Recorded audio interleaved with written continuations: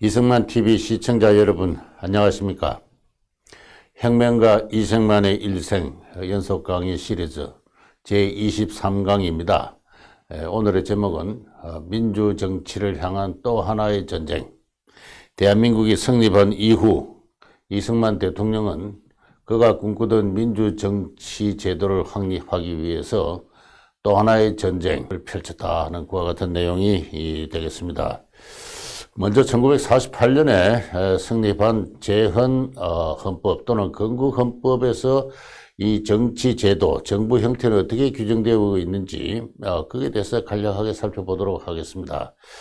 이 건국헌법이 규정한 정치제도는 자유민주주의다. 그 점에 대해서는 누구도 이의가 없을 겁니다. 국민주권의 원리를 천명했고요. 그에 따라서 어떤 정기적으로 국민의 대표를 뽑는 선거가 지금까지 쭉 중단되지 않고 시행되어 왔습니다. 그리고 무엇보다도 민주주의의 핵심 원리라 할 수 있는 개인의 자유가 보장되었고, 이것은 단순히 법률상의 문구가 아니라 실질적으로 그 가치와 이념이 정착되어 왔다 이렇게 볼 수 있습니다. 그런 의미에서 1948년 대한민국의 성립은 건국헌법의 제정은 한국적 시민혁명이다 이렇게 이야기할 수 있습니다. 그러나 이 한국적 시민혁명으로서 자유민주주의 정치제도가 성립했다고는 하나 그것이 마치 시계 태엽을 풀면은 시계가 차곡차곡 돌아가듯이 그렇게 자동적으로 돌아갈 수 있는 잘 짜인 그와 같은 유기체는 결코 아니었습니다. 그와 같은 형태의 민주주의가 성립하기 위해서는 수세대에 걸친 시행착오와 많은 비용을 지불할 수밖에 없는 것이고, 그건 어느 나라 민주주의를 성립시키고 있는 오늘날의 선진국의 그 지난 수백 년간의 역사가 그러했을 뿐만 아니라 우리 대한민국도 마찬가지였습니다. 48년의 국가의 성립, 정부의 수립은 하나의 출발에 불과했고 그 성공과 실패는 보장되지 않는 대단히 불명확한 과정이었다 이렇게 볼 수가 있습니다. 이 건국헌법에서 규정된 정부 형태는 대단히 불안전하고 불안정했다 이렇게 이야기할 수 있습니다. 우선은 자료 화면에서 보는 대로 내각 책임제와 대통령 중심제가 혼합되어 있습니다. 제헌의회가 소집되어서 헌법을 제정을 할 때 한민당이 중심이 된 헌법기초위원회가 그 과정을 주도를 했습니다. 그들은 내각 책임제야말로 가장 아름다운 정부 형태다 그렇게 생각을 했습니다. 그러나 건국의 또 다른 주역인 이승만 대통령의 생각은 달랐습니다. 내각 책임제는 우리의 실정에 맞지 않는다. 무엇보다도 공산 세력이 침투할 수 있는 위험한 정부 형태다. 여러 가지 이유가 있어서 대통령 중심제를 선호했습니다. 그와 같은 생각은 대통령이 될 수 있는 가장 강력한 후보였다는 이유에서, 다시 말해서 그의 대통령이 되고 싶은 권력욕에서 나온 것은 아닙니다. 그는 오래전부터 나라가 망한 그 당시 1904년에 쓴 독립정신에서부터 이후 독립운동 과정에서 줄곧 그는 대통령 중심제 정부 형태를 지향해온 사람입니다. 그래서 이 두 세력이 충돌하는 통에 급하게 헌법이 되는 과정에서 그야말로 어중간하게 혼합된 정부 형태가 성립했는데 그것은 결코 그대로 잘 돌아갈 수 없는 그와 같은 정부 형태였다고 볼 수 있습니다. 무엇보다도 국회가 대통령과 부통령을 선출했습니다. 총선거에 의해서 제헌의회가 만들어지고 제헌의회가 헌법을 만들어서 대통령을 뽑게 되어 있으니까 대통령을 직선할 그런 여유는 없었습니다. 그래서 일정한 과도기를 두고 이 대통령 선거를 어떻게 할 것인가를 논의를 해야 되겠지만은, 그러나 내각 책임제를 이상적인 모델로 생각한 국회의원들은 대통령은 국회에서 간접 선출한다 이렇게 됐습니다. 그 다음에 부통령제를 또 두었습니다. 이 내각 책임제와 대통령 중심제가 혼합되어 있는 정부에서 부통령제를 굳이 둘 필요는 없는데, 부통령제는 전 세계에서 미국이 지금도 유일하게 행하고 있는 것입니다. 미국에서도 이 부통령제는 건국 이후 근 100년에 걸쳐서야 겨우 안정될 수 있었던 대단히 모순에 찬 제도였습니다. 그 부통령제를 도입을 했는데 그것을 국회가 또 선출한다. 대통령과 부통령을 한 묶음으로 선출하는 것이 아니라 국회가 선출을 따로따로 할 때 서로 생각이나 정파가 다른 사람이 대통령과 부통령이 될 수가 있습니다. 이럴 때 정부가 대단히 불안정한 어떤 갈등, 알력관계에 들 수가 있습니다. 또 국회는 대통령이 국무원의 장으로서 국무총리를 임명하는데 그것을 또 인준을 하겠다 하는 것입니다. 그래서 국회의 국무총리 인준이 또 성립했습니다. 국회는 입법권을 가졌을 뿐만 아니라 대통령을 탄핵할 수 있는 권리도 갖게 됩니다. 이렇게 되면은 국회의 다수 정파가 성립해서 그 다수 정파가 대통령과 대립할 때 그것을 견제할 장치가 없는 것입니다. 정부가 대단히 불안정한 가운데 급격한 정치적 변동을 초래할 어떤 그런 위험성을 내포하고 있는 그와 같은 정부 형태입니다. 무엇보다도 이 초창기의 한국의 정치가들은 이 도덕적 권위와 실정적 권력의 괴리, 그에 대한 과도적 조정을 할 배려를 결렬을 했습니다. 이게 무슨 말이냐면요. 도덕적 권위라는 것은 당시 2,400만 대한민국 국민들에게 있어서 절대적으로 정치적 지도력을 갖는 사람은 이승만이었습니다. 이승만은 하나의 국민 대다수가 즐겨 수용하는 하나의 카리스마였습니다. 가부장적 권위였습니다. 한 친족이나 가정 내에서 아버지의 명령을 그 자식이 순종을 하는 것과 그와 같은 형태의 권위를 가지고 가부장적 권위 또는 카리스마라고 하는데 이승만 대통령은 그와 같은 카리스마를 갖고 있는 사람이었고 그 카리스마에 있어서 이승만 대통령과 견제할 사람이 경쟁할 다른 정치 지도자가 없었습니다. 그런데 헌법은 골고루 권력을 분산시켜 놨습니다. 오히려 국회에다가 권력의 중심을 두어뒀습니다. 이럴 경우에 대통령 권력의 의지와 국회 권력의 의지가 서로 지향하는 바가 다를 때 충돌이 발생할 수밖에 없는데 엄연히 그것이 눈에 보이는 객관적 현실이면서도 초창기의 한국의 정치는 그에 대한 과도적 조정의 배려가 결여되었습니다. 이것은 곧바로 큰 문제로 나타날 수밖에 없는 그와 같은 것이었다고 볼 수 있습니다. 제가 방금 이승만은 당시 대다수 국민에게 카리스마였다고 이야기를 했는데요. 이승만 대통령은 1949년 4월 22일부터 29일까지 다시 남쪽 지방을 여행을 합니다. 1946년에 그가 이승만 박사 또는 독촉국민회 전국 회장 또는 남조선 민주의원의 의장의 자격으로 지방을 순시한 적이 있는데 그때도 그러했습니다만은 이 2차 남순도 거의 같은 코스로 이번에는 열차편으로 돌았습니다. 서울, 대전, 대구, 영천, 경주, 부산을 열차로 내려가면서 그러니까 경부선으로 갔다가 경북선으로 갈아탔다가 동해선을 타고 부산으로 내려오는 그 과정에 열차 안에서 자면서 정거장마다 서면서 환영 나온 인파들에게 연설을 하면서 가는 그와 같은 과정이었습니다. 부산에서는 해군배를 군함을 타고 부산, 마산, 진해, 한산섬, 이순신 충무공의 그 유적을 돌아보고 통영, 여수에 도착을 했습니다. 여수는 6개월 전에 여순 반란 사건이 일어났던 것이죠. 그러나 수많은 인파들이 구름과 같은 인파들이 102의 인파들이 나와서 대통령을 환영을 했습니다. 그 다음에 여수에서 전라선을 타고 여수, 남원, 전주, 이리, 정읍에서 광주로 내려갑니다. 거기서 광주 서중학교에서 다시 광주 시민들을 상대로 해서 연설을 한 다음에 다시 이번에는 호남선을 타고 수원까지 와서 수원에서 다시 연설을 하고 서울로 돌아왔습니다.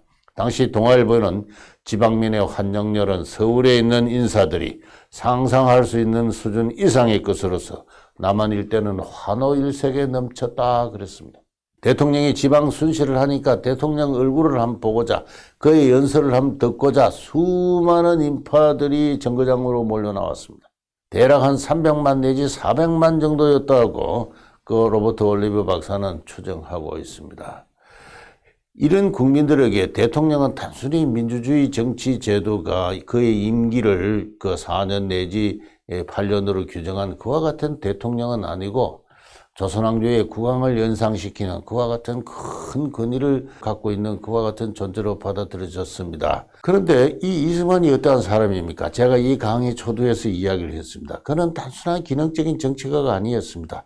혁명가였다고 했습니다. 사선을 몇 차례나 넘고 6년간 감옥에 갇히기도 했고 40년 동안 독립운동을 하면서 어느 국제 세력도 도와주지 않는데 혼자의 고집과 신념을 갖고 그의 동지들을 모아서 수많은 독립운동 과정에서 생긴 정적들을 물리치면서 살아온 사람입니다. 그가 혁명가로서 추구한 것은 그의 조국이 자유인의 공화국으로서 거듭나는 것이었습니다.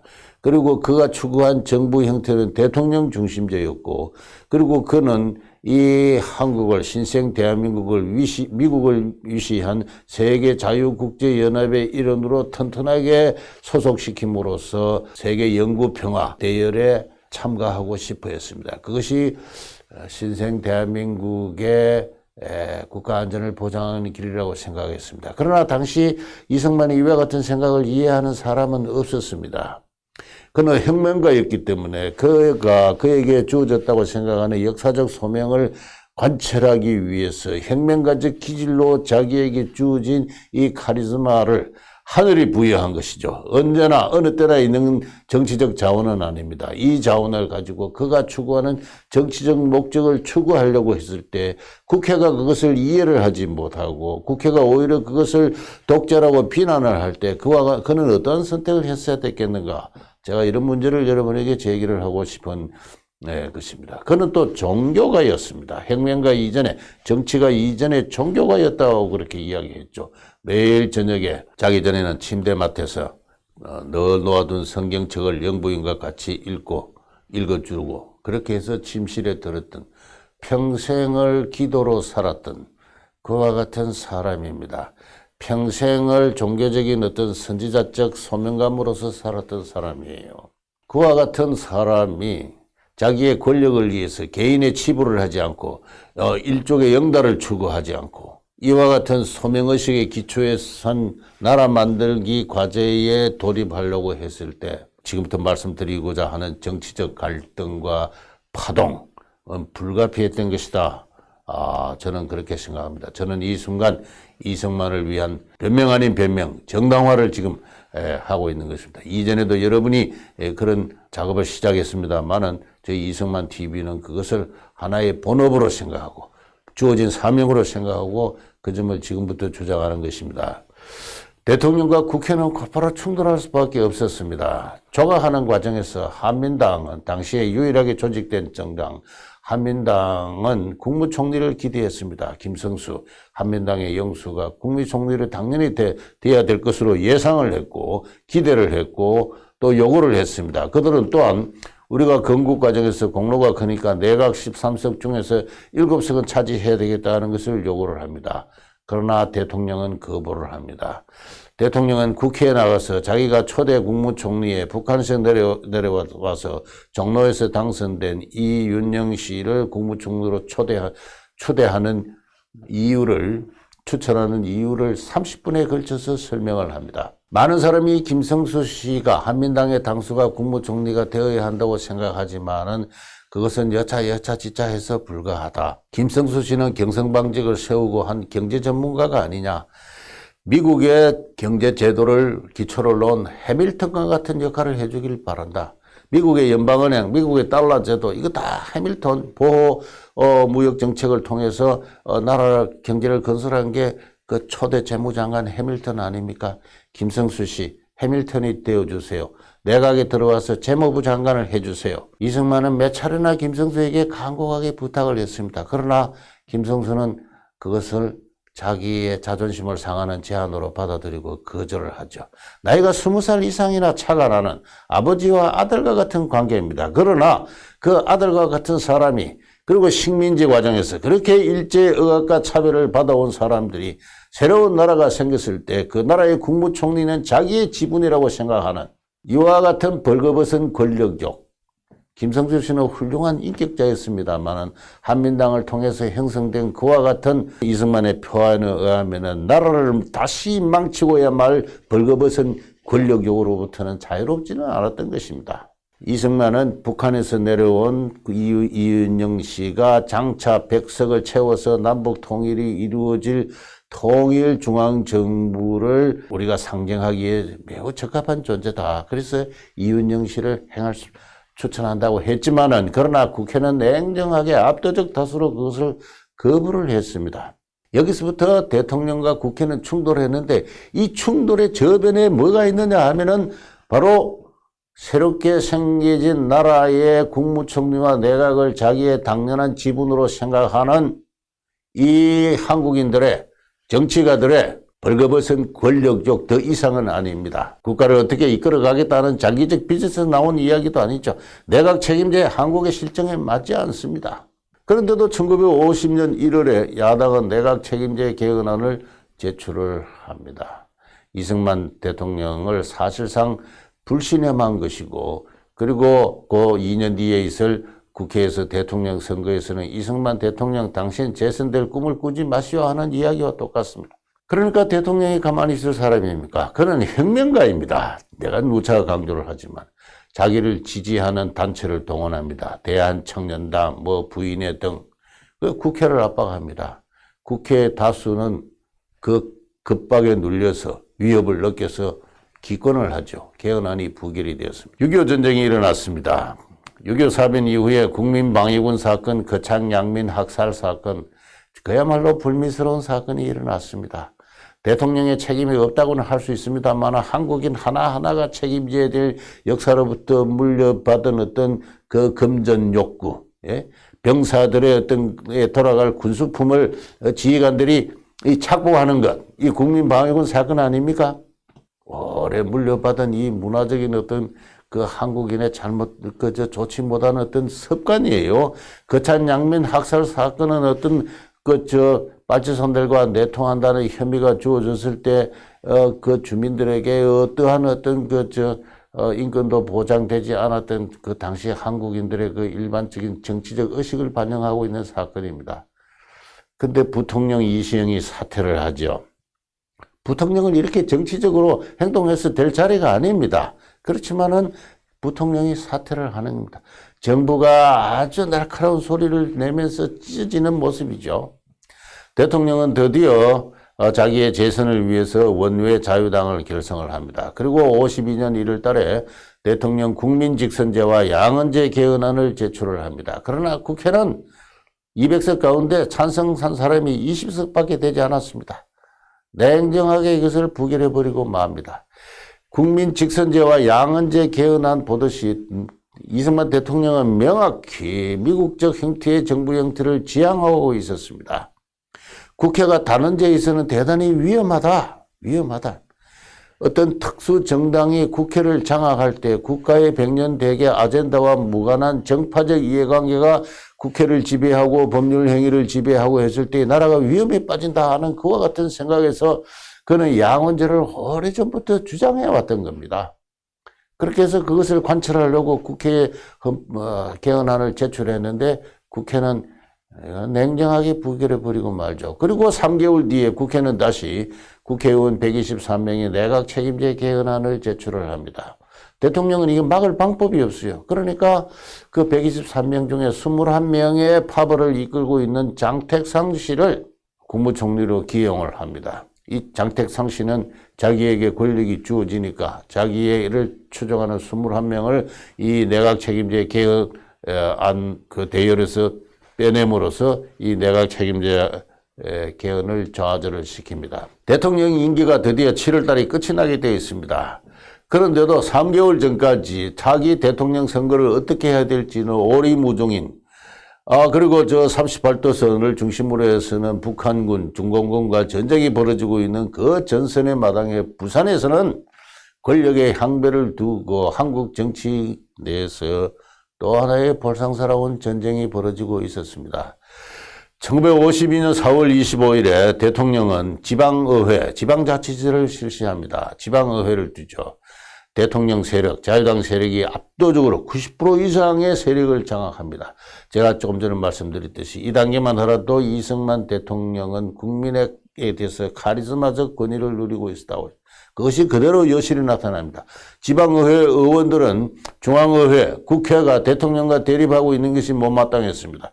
그들은 사사건건 서울에 올라와서 중앙의회를 비난하고 대통령을 지지하는 시위를 주도를 했습니다. 5월 14일에 이승만 대통령은 드디어 대통령 직선제와 양언제 개헌안을 재차 상정을 합니다.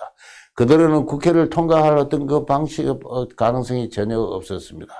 5월 25일에 여기서부터 사실상 친위 구테타가 이루어집니다. 부산, 경남, 전남, 전북 이런에 계엄을 선포를 합니다. 그러니까 다시 부통령 김성수가 대통령을 비난하면서 그리고 내각 책임제 개헌안이 진선진미한 민주주의 정치제도라는 자기 소신의 표명과 함께 사임을 해버리죠. 그러고 나서는 부산 앞바다에 떠있는 미군 병원선에 입원해버리고 맙니다. 이러한 광경을 보고 있던 미국은 이승만 대통령을 우리가 세운 나라에, 사실상 우리가 세운 나라에 이승만 대통령이 독재자로 변하고 있다. 그것뿐만 아닙니다. 당시 6.25 전쟁과 관련해서 미국과 중공군 간에, 북한군 간에 어떤 휴전 협상이 벌어지고 있는데 이승만 대통령은 결단코 그 휴전에 반대를 했습니다. 휴전의 반대를 위해서, 북진 통일을 위해서 어떤 짓을 할지도 모른다는 계속적인 위협을 미국에 대해서 가하고 있는 상황이었고, 미국은 자기의 젊은이들이 속절없이 계속 죽어가는 전쟁을 더 이상 방치해 둘 수는 없는 그런 상황이고, 이런 상황에서 이승만 대통령을 제거하겠다는 구체적인 계획을 수립합니다. 그리고 그 계획에 한국의 군부가 육군 본부의 작전국에서 이용문과 박정희 같은 작전국의 군인들이 거기에 내응을 하죠. 이들은 쿠데타를 해서 이승만 대통령을 감금을 할 뿐만 아니라 여의치 않으면은 사살할 수도 있다는 그러한 어떤 계획까지 세우고, 그리고 대한 세력으로서 당시 유엔 대사를 역임하였고, 역시 그 야당에 의해서 차기 집권자로 옹립되고 있는 사람인데, 이 사람은 또 미군 병원에 입원해 있어서 전국을 뒤에서 관찰하고 조정하고 있는 그와 같은 상태에 있었습니다. 그러나 이와 같은 계획은 시행 직전에 주한미 8군 사령관 벤프리트 장군 등에 의해서 반대를 부닥칩니다. 이승만은 강력한 반공주의자로서 국민 통합의 구심으로서 그를 대체할 다른 어떤 대안의 정치 지도력이 한국에 없다는 이유였습니다. 트루만 대통령은 그것을 용인을 해서 이승만이 요구하고 있는 대통령 직선제, 양언제 개헌안을 받아들인 위에 국회가 요구하고 있는 내각 책임제 요소를 가미한 타협안을 성사시키는 것이 최선의 선택이다라는 최종적인 결정을 내립니다. 한국 정치의 최종적인 결정이 미국 백악관에서 이루어져요. 이와 같은 미국의 방침이 정해짐과 동시에 그 장태삼 국무총리가 거중을 들어서 여야 간에 합의를 유도해서 그것이 성립한 것이 발췌 개헌안이고, 드디어 대통령 임기 만료 전에, 그죠? 한 달 전입니다. 2달 전에 겨우 2달도 못 되는 그 시기에 이제 드디어 이 개헌안이 성립을 합니다. 미국의 의지가 전달되자 야당은 저항을 포기를 했습니다. 아주 재미있는 현상이에요. 아주 재미있는 현상. 저는 이런 현상은 1980년대까지 한국 정치에 관찰했다고 그렇게 생각을 하고 있고, 그 유래는 대단히 오래됩니다. 조선시대까지 올라가는. 드디어 8월 5일 대통령 직선제 선거가 끝났습니다. 자유당 이승만 523만 표, 74.6%, 75%, 무소속 조봉암 79만 표, 민국당 이시영 76만 표입니다. 민국당은 나이가 당시 이승만보다 더 무려 10살이나 더 7, 8살 더 많은 이시영 씨를 대통령 후보로 낼 수밖에 없을 정도로 민주당 내부는 갈라졌습니다. 그렇게 이승만 대통령에 대해서 도전의 자세를 명확히 했던 민국당이 국민으로부터 받은 지지율은 무소속 조봉암보다도 더 작았습니다. 이승만은 75%의 지지율. 선거 결과가 나오고 나서 이승만 대통령은 외신과 기자회했습니다. 유럽의 어느 신문이었습니다. 아마 독일 어느 신문이 당신이 독재자로 변해가고 있다는 세계 여론이 있는데 어떻게 생각하느냐. 이승만은 그렇지 않습니다. 기자회견문을 제가 요약했는데요. 우리는 지난 4년간의 모든 우리의 기록을 자랑할 수 있다. 토지개혁을 실시했다. 선거권을 모든 성인에게 확대했다. 4차례나 선거가 이루어졌다. 평균 90% 이상의 투표 참가율이 있었다. 의회를 단원제에서 양원제로 교체하면서 견제와 균형을 위한 제도를 강화했다. 바로 이것이. 이 말을 당시 이해할 수 있는 사람이 없었어요. 금년 4, 5월에는 지방자치를 실시해서 1만 7천 명의 관리가 역사상 처음으로 국민의 손으로 선출되었다. 그리고 우리의 국군은 정강되었고 비판의 자유와 정치적 참여의 자유는 보장됐다. 여러분 당시 신문을 보십시오. 검열이 행해지거나 대통령 비판에 있어서 그런 흔적을 전혀 볼 수가 없습니다. 언론의 자유는 지나치다 할 정도로 방종되고 있다고 할 정도로 널리 개방되어 있었습니다. 외국의 법들은 우리의 민주주의를 걱정하고 있는데 걱정하지 마세요. 우리는 우리의 계획대로 차곡차곡 잘 해나가고 있습니다. 너무 지나친 걱정을 하지 말아주세요. 그렇게 이야기를 합니다. 지난 8월 5일 대통령 선거 결과를 보세요. 국민의 표가 결정적인 해답입니다. 우리는 그 결과를 따를 뿐입니다. 이승만 대통령은 자기가 하고 있는 일이 옳다는 데 대해서 강한 신념을 가지고 내 뒤에는 국민이 있다고 생각을 했습니다. 그리고 나를 사사건건 비판하고 있는 국회의 다수 세력은 이 나라를 다시 망치고 수도 있는 벌거벗은 권력욕의 심한 표현에 의하면은 불량배들이다. 그렇게까지 생각을 했어요. 당시에 숨길 수 없는 어떤 한국의 정치 현실이었습니다. 이런 토대 위에서 우리는 앞으로 건설하고 발전하고 진보해 갈 것이다.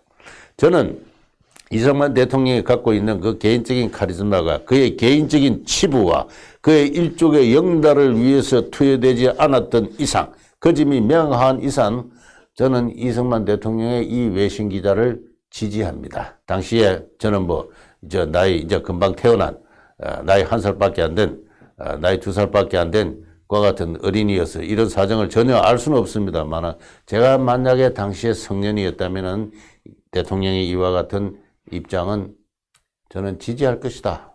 그 이전 100년, 200년, 300년 전의 역사를 제가 알기 때문에 그렇게 말씀드리는 것입니다. 1952년 부산 이승만의 전쟁이라는 책이 최근에 나왔습니다. 주인식이라는 언론인 출신의 젊은 연구자가 쓴 책인데요. 논픽션 소설의 형태로 취하고 있습니다만 매우 사실과 실정에 충실합니다. 이 책을 꼭 한번 사서 읽어봐 주시기 바라고요. 국회 다수 세력은 반이승만 세력이고 그들은 1952년 5월 29일에 아유 전격적으로 차기 대통령을 선출할 계획이었습니다. 사실상 쿠데타를 할 합법적인 국회 쿠데타를 할 계획이었죠. 그러나 이걸 못하는 이유는 다른 데 있지 않습니다. 누가 다음 대통령이 될 것인가에 대한 내부의 합의가 전혀 없었기 때문에 그렇죠. 장면, 신익희, 조병호, 김성수, 장택상 등 야당 지도자들이 있었습니다만 그들의 생각은 다 각기각색이었고 공개적으로 이승만과 맞서서 경쟁할 만한 그런 용기와 포부가 있는 사람이 아무도 없었습니다. 장면은 미군 병원에 입원해 있었어요. 김성수도 이승만을 비난하는 성명을 발표하고 미군 병원으로 가 있었어요. 군부는 쿠데타를 계획을 했고 심지어는 대통령을 살해할 계획까지 세웠습니다. 유시태라는 어일단 출신의 어원이 있었습니다. 이 사람은 1952년 6월 25일 바로 이 격동의 정치 과정에서 6.25 기념식을 할 때 권총을 들고 와서 바로 이승만 바로 뒤에서 4~5m 뒤에서 이승만을 두 번이나 권총을 발사했습니다만 하늘이 도왔는지 권총은 불발이었습니다. 국회의원이 정부의 공식적인 그 6.25 전쟁 기념식 그 자리에서 뒤에서 저격을 했다. 이게 전쟁행위죠. 전쟁행위입니다. 그래서 이승만의 전쟁이라고 저자는 책을 붙였고 제가 이 강의의 제목도 또 다른 전쟁이라고 붙인 것은 그런 겁니다. 군부가 살해할 계획을 세웠고 국회의원들이 틈을 노려서 정부의 경축식장에 들어가서 권총을 실질적으로 발사를 했고 그리고 전국의 지렛대로서 전국의 지렛대는 미국이 있었습니다. 이승만과 미국은 강하게 충돌하고 있었고 미국인 입장에서 볼 때는 입에다 칼을 물고 뜀뛰기를 하는 형태로 피를 철철 흘리면서 미국에 대어들고 있는 내가 정당하다. 우리 민족을 위해서 이 국가를 위해서 내가 하는 일이 정당하다는 신념을 갖고 이승만이 밀어붙이고 있을 때 휴전에 반대를 할 때 내가 재선 대통령을 해야 되겠다고 할 때 미국은 이승만이 독재자라고 변해가고 있다고 생각을 했습니다만, 그러나 이승만을 지지하는 주한미 군부 사령관들의 도움으로 이승만이 최종적으로 쿠데타 계획을 취소시킴으로써 정치 생명을 유지합니다. 전국의 지렛대는 미국에 있었어요. 미국의 트루만 대통령의 결정이 내려지니까 야당의 대열은 흩어지고 맙니다. 이게 당시 한국의 정치 현실이었어요. 그래서 이제 제1차 개정 헌법이, 헌법 개정이 발제 개헌안이 이루어졌는데, 여기서는 양원제 국회, 임기 4년의 민의원과 임기 6년의 참의원, 임기 6년 참의원은 2년마다 3분의 1을 개선하게 되어 있습니다. 참의원 의장은 부통령입니다. 미국의 상하 의원제와 똑같은 것이죠. 견제와 균형, 바로 그것입니다. 그리고 대통령과 부통령은 국민의 직접 선거로 선출한다. 여기서 급하게 타협이 이루어지는 과정에서 부통령도 국민의 직접 선거로 선출한다는 웃지 못할 제도가 여기서 생겨나고 말았습니다. 당시 사람들 참 여유가 없었던 것이죠. 아무런 권한도 없는 부통령을 국민이 직접 선거하면 어떻게 됩니까? 그러나 당시의 한국인들은 벌거벗은 권력용으로 충돌을 할 때 이와 같은 말도 안 되는 제도를 자꾸 만들어내고 있었던 것입니다. 국무총리는 대통령이 임명하는데 국회가 승인하는 건 이전과 똑같습니다. 이게 내각 책임제 요소가 있죠. 그리고 국무위원은 국무총리의 제청에 의해서 대통령이 임명을 합니다. 이 두 가지는 지금 현행 헌법하고도 같습니다만 이 내각 책임의 요소입니다. 그런데 국회는 민의원이 국무원을 불신임하면은 국무원은 총사직하게 되어 있습니다. 요 밑에 세 가지는 내각 책임제 요소입니다. 그렇게 해서 서로 이제 발췌해서 혼합시킨 서로 성질이 다른 것을 하나로 짬뽕해 놓은 엉터리 정부가 이 제1차 개정 헌법입니다. 곧바로 부작용이 나타나서 1952년 12월 그해 말에 국회 국무원 불신임안이 국회에서 제출되었습니다만은 부결이 되었습니다. 54년 5월에 이승만 대통령은 다시 헌법 개정안을 제기를 합니다. 그는 아직도 혁명가로서 큰 열정을 갖고 있었고, 그리고 아직도 정열이 남아 있어서 개헌을 추진을 했던 것이죠. 나중에 50년대 후반이 되면은 더 이상 그와 같은 추진의 열정을 잃고 맙니다만은, 그래서 국민투표제를 도입을 하고, 그리고 국무총리제를 폐기하고, 민의원의 내각 불신임안을 폐지하는, 다시 말해서 미국적 대통령 중심제, 양원제 중심의 정부 형태를 완성시키는 그와 같은 개헌안을 제기를 합니다. 그리고 초대 대통령에 한하여 1차 중임의 임기 제한의 규정을 면제하자는 것이 자유당의 당시 안이었습니다. 바로 이것 때문에 이승만 12년에 참 그 치적이 지금까지도 폄훼되고 있는 그와 같은 것입니다만은 5월달에 민의원 선거를 했습니다. 자유당이 압도적 승리를 했습니다. 자유당이 114석, 무소속이 67석, 야당 민국당은 15석에 불과했습니다. 그러니까 무소속의 대부분도 사실 자유당 지향을 갖고 있었고, 그런 의미에서 이승만의 압도적인 정치적 승리였다고 할 수 있습니다. 그러면 이 이승만의 그 요구대로, 지향대로 이 헌법 개정이 이루어져야 되죠. 그러나 바로 이 초대 대통령의 하나의 1차 중임의 임기 제한 규정, 이것 때문에 이른바 4.4.5.2 개헌이라는 그야말로 불미스러운 사태가 국회 내에서 벌어졌습니다. 단 한 명의 국회의원의 어떤 의원의 갈대밭과 같은 흔들리는 마음이 이후 대한민국의 정치를 근본적으로 위태롭게 만들었다고 볼 수가 있습니다. 저는 여기서 근본적인 의문을 갖습니다. 왜 당시의 정치가들은 이승만 대통령이나 그를 둘러싼 보좌관이는, 그리고 국회의 중심 세력은 어떤 그 종합적인 기획과 조정의 능력이 그렇게 없었느냐. 저는 1952년에 성립한 발췌 개헌안에서 대통령 직선제가 성립을 했을 때 대통령 재선 임기 제한 규정은 그때부터 계산해도 된다고 생각합니다. 그렇게 선포만 하면 될 일이었어요. 그렇게 하면은 그때부터 8년간 대통령의 임기는 보장이 되는 겁니다. 저는 그렇게 법 해석에서 잘못될 거 없다고 생각을 합니다. 물론 논쟁은 있겠지만요. 그러나 무리해서 이 헌법 개정에 통해서까지 초대 대통령에 한하여 1차 중임의 임기 제한 규정을 면제한다는 그야말로 정치력의 그 빈곤한 탓이 아니었을까? 왜 그런 생각을 못했을까? 왜 그런 조정을 할 능력이 없었을까? 어쨌든 이 과정을 통해서 한국적 권위주의 체제, 정치 체제가 성립을 했습니다. 제가 마지막으로 요약하기 전에 지난 10년 전에 돌아간 젊은 나이에 일찍 운명을 달리한 저의 후배 김일령 교수를 소개하고 싶습니다. 이 건국과 부국이라는 책, 또 그의 논문에서 제가 방금 이야기한 여러 가지 당시 정치사에 대한 성찰적인 어떤 기술을 읽어볼 수가 있습니다. 저는 뭐 정치학자가 아니고 경제사학자라서 정치사에 대해서는 이 김일령 교수를 통해서 사실상 그에 입문했다고 볼 수가 있습니다. 이 김일령 교수가 이승만 권위주의 정치의 역사적 의의를 종합한 것을 제가 소개하는 것으로 오늘 강의를 마치겠습니다. 이승만은 건국, 민주주의, 6.25 전쟁, 전후 제거, 민족 통일의 과제를 미국, 일본과의 대외 관계에서, 그러니까 국내적, 국가적, 민족적 과제와 미국, 일본이라는 대외 관계를 종합적으로 수미일관하게 추가할 수 있는 당대 유일한 정치적 지도력이었고, 야당은 대안 세력이 되지 못했고, 이승만을 국가적 아젠다에 관한 한 추수했을 뿐이다 하는 것입니다. 그들은 어디까지나 내각 책임제 하나 내걸고 이승만과 권력 투쟁을 벌였을 뿐이다. 전쟁의 수행과 관련하여 미국은 휴전을 반대하는 이승만을 제거할 계획이었고, 그리고 한국의 야당, 군부는 그에 협조를 하고 있었다.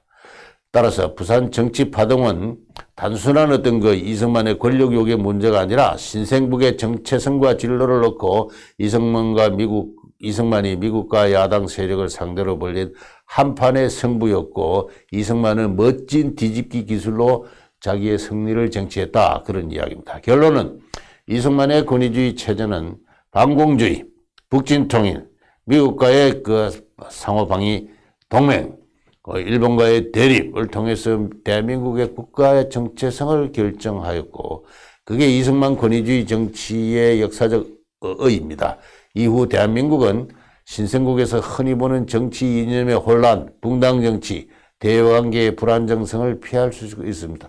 모든 신생국들이 국가 정체성에서 혼란을 일으켜서 정치적으로 실패를 했습니다. 대부분의 신생국이 그러했다면은 한국은 이와 같은 국가 정체성의 혼란, 더구나 이 북한 내지는 중국 공산 세력에 위협하였어도 이후 1980년, 90년까지 국가 정체성에서 큰 혼란을 일으키지 않고 나라 만들기, 국가 경제 건설에 매진할 수 있었던 것은 바로 이승만의 권위주의 체제가 남겨준 역사적 유업이었다 하는 것입니다. 그게 바로 조금 전에 소개드린 김일령 교수의 이야기예요.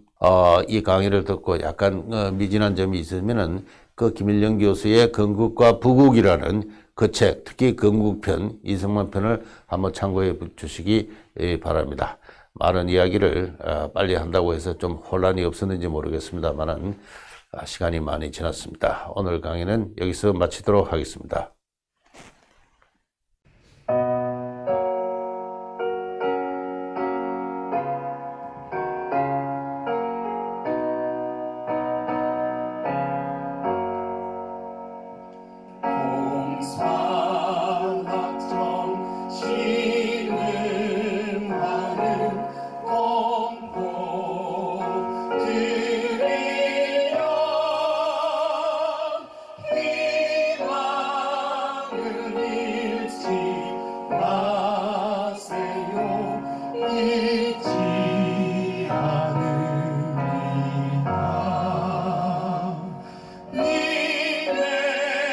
맹세